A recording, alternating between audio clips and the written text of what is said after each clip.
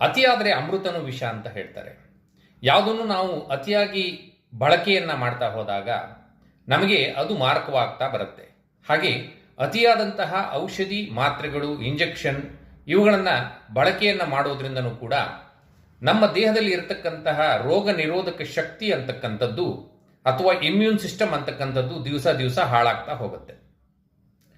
ನಮಗೆ ಭಗವಂತ ಈ ಇಮ್ಯೂನ್ ಸಿಸ್ಟಮ್ ಅನ್ನ ಕೊಟ್ಟಿರತಕ್ಕಂಥದ್ದೇ ಹೊರಗಡೆಯಿಂದ ಬಂದಿರತಕ್ಕಂತಹ ಬ್ಯಾಕ್ಟೀರಿಯಾ ಏನಿದೆಯಲ್ಲ ಅಥವಾ ಏನು ವೈರಸ್ ಇದೆಯಲ್ಲ ಅವುಗಳ ಜೊತೆ ಫೈಟ್ ಮಾಡಿ ನನ್ನ ದೇಹವನ್ನು ಕಾಪಾಡಲಿಕ್ಕೆ ನಮ್ಮ ಇಮ್ಯೂನ್ ಸಿಸ್ಟಮ್ ಅಂತಕ್ಕಂಥದ್ದು ಕೆಲಸ ಮಾಡುತ್ತೆ.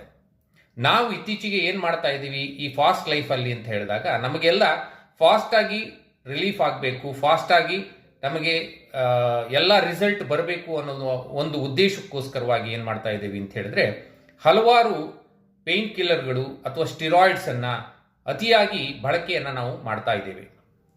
ಈ ಅತಿಯಾದಂತಹ ಬಳಕೆ ಮಾಡೋದ್ರಿಂದ ಏನಾಗ್ತದೆ ಅಂದರೆ ನಮ್ಮ ಇಮ್ಯೂನ್ ಸಿಸ್ಟಮ್ ದಿನ ದಿನ ವೀಕ್ ಆಗ್ತಾ ಹೋಗುತ್ತೆ.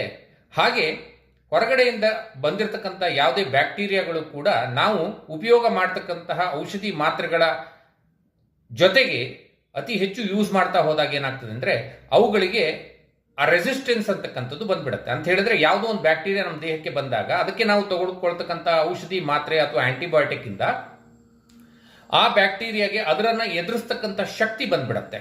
ಅಂತ ಹೇಳಿದ್ರೆ ಅದಕ್ಕಿಂತ ಹೆಚ್ಚಿಗೆ ಪವರ್ ಡೋಸ್ ಇರತಕ್ಕಂಥ ಔಷಧಿ ಮಾತ್ರೆಗಳನ್ನ ನಾವು ಕೊಡಬೇಕಾಗ್ತದೆ. ಹಾಗೆ ಅದು ಹೊಂದ್ಕೊಳ್ತಾ ಹೋಗುತ್ತೆ. ಹೇಗೆ ಮದ್ಯವನ್ನ ತೆಗೆದುಕೊಳ್ತಕ್ಕಂಥ ವ್ಯಕ್ತಿ ಸ್ವಲ್ಪ ಮಟ್ಟಿಗೆ ಮದ್ಯ ತೆಗೆದುಕೊಂಡಾಗ ತಲೆ ಚಕ್ಕರು ಅಥವಾ ನಶೆ ಅಂತಕ್ಕಂಥದ್ದು ಬರುತ್ತೆ, ಹೋಗ್ತಾ ಹೋಗ್ತಾ ಎಷ್ಟು ತಗೊಂಡ್ರೂ ಅವನಿಗೆ ಹೇಗೆ ನಶೆ ಬರೋದಿಲ್ವೋ ಹಾಗೆ ನಮ್ಮ ಇಮ್ಯೂನ್ ಸಿಸ್ಟಮ್ ಕೂಡ ಹಾಗೆ ಔಷಧಿ ಮಾತ್ರೆಗಳನ್ನ ಇನ್ಕ್ರೀಸ್ ಮಾಡ್ತಾ ಹೋಗ್ಬೇಕಾಗತ್ತೆ. ಅಂತ ಹೇಳಿದ್ರೆ ಒಂದು 5 mg ಕೊಟ್ಟಿರುವ ಅಲ್ಲಿ 100 mg ವರೆಗೂ ಕೂಡ ಹೋಗ್ತಾ ಬರುತ್ತೆ. ಯಾಕೆ ಹೀಗಾಗುತ್ತೆ ಅಂತ ಹೇಳಿದ್ರೆ ನಮ್ಮ ಇಮ್ಯೂನ್ ಸಿಸ್ಟಮ್ಗೆ ರೆಸಿಸ್ಟೆನ್ಸ್ ಅಂತಕ್ಕಂಥದ್ದು ಅಂದ್ರೆ ಆ ಹೊರಗಡೆ ಬರ್ತಕ್ಕಂಥ ಬ್ಯಾಕ್ಟೀರಿಯಾಗಳಿಗೆ ನಾವು ಉಪಯೋಗ ಮಾಡ್ತಕ್ಕಂತಹ ಯಾವುದೇ ಔಷಧಿ ಮಾತ್ರೆಗಳಿಂದ ರೆಸಿಸ್ಟೆನ್ಸ್ ಅಂತಕ್ಕಂಥದ್ದು ಬರುತ್ತೆ.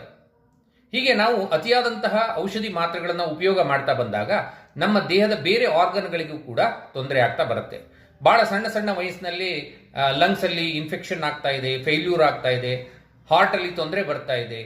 ಇದೆಲ್ಲ ಸಣ್ಣ ಸಣ್ಣ ವಯಸ್ಸಿನಲ್ಲಿ ಬಂದ್ರೂ ಕೂಡ ಯಾವುದೇ ಔಷಧಿ ಮಾತ್ರೆಗಳಿಗೂ ಕೂಡ ನಮಗೆ ಬಂದಿರತಕ್ಕಂಥ ವೈರಸ್ ಅಥವಾ ಬ್ಯಾಕ್ಟೀರಿಯಾ ಅದು ಯಾವುದೇ ಪ್ರತಿಕ್ರಿಯೆಯನ್ನು ನೀಡದಿರತಕ್ಕಂಥ ಪರಿಸ್ಥಿತಿ ಬರ್ತಾ ಇದೆ. ಯಾಕೆ ಅಂತ ಹೇಳಿದ್ರೆ ನಾವು ಉಪಯೋಗ ಮಾಡಿರತಕ್ಕಂತಹ ಅತಿಯಾದಂತಹ ಔಷಧಿ ಮಾತ್ರೆಗಳು ಅಥವಾ ನಮ್ಮ ಇಮ್ಯೂನ್